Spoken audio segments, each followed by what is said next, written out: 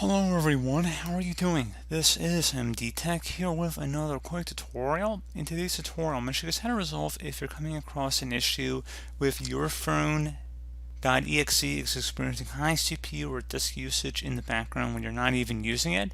So in today's tutorial, I'm going to show you guys how to hopefully resolve it without too much of a hassle. And we're going to go ahead and jump right into it. So we're going to start off by just opening up the start menu.